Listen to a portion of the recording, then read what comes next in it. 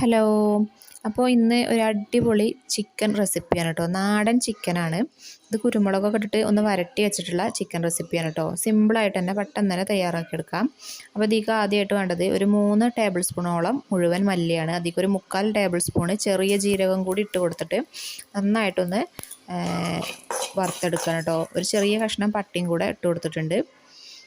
എന്നിട്ട് നമ്മൾ നന്നായിട്ടൊന്ന് പൊടിച്ചെടുക്കണം.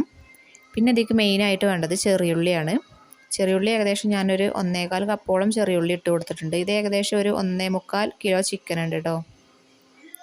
അതിലേക്കൊരു 3/4 ടേബിൾ സ്പൂണോളം വെളുത്തുള്ളി ഇഞ്ചി പേസ്റ്റ്, അതുപോലെ തന്നെ നമ്മൾ പൊടിച്ച പൊടിയിൽ നിന്ന് ഒരു 2.5 ടേബിൾ സ്പൂണോളം ഇട്ട് കൊടുത്തിട്ടുണ്ട്.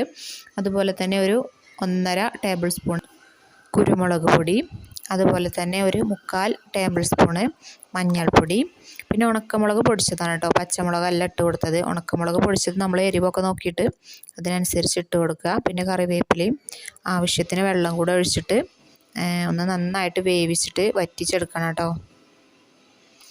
ഇനി നമ്മൾ ആവശ്യത്തിന് ചെറിയുള്ളി ഇട്ടിട്ട് ഒന്ന് തൂമിച്ചെടുക്കുകയാണ് കേട്ടോ. ചെറിയുള്ളി ഏകദേശം ഒരു 8-10 ചെറിയുള്ളിയോളം ഉണ്ടാവും. പിന്നെ ഒരു 1/4 ടേബിൾ സ്പൂണ് നെയ്യും കൂടെ ഇട്ട് കൊടുത്തിട്ടുണ്ട്. എരിവ് നോക്കിയപ്പോൾ എരിവ് കുറച്ച് കുറവായിട്ട് തോന്നി, അതുകൊണ്ടാണ് വീണ്ടും മുളക് പൊടി ഇട്ട് കൊടുത്തത്. ആവശ്യത്തിന് കറിവേപ്പിലയും കൂടി ഇട്ട് കൊടുത്തിട്ട് നമ്മൾ ചിക്കനിലേക്ക് ഒഴിച്ചു കൊടുക്കുക. അപ്പോൾ ഇത്രയേ ഉള്ളൂ. നല്ല സിമ്പിളായിട്ട് നല്ല ടേസ്റ്റി ആയിട്ട് തന്നെ അടിപൊളി നാടൻ ചിക്കൻ റെസിപ്പിയാണ്. അപ്പോൾ എല്ലാവരും ഒന്ന് ട്രൈ ചെയ്ത് നോക്കുക. സബ്സ്ക്രൈബ് ചെയ്യാനും ലൈക്ക് ചെയ്യാനൊന്നും മറക്കരുത് കേട്ടോ.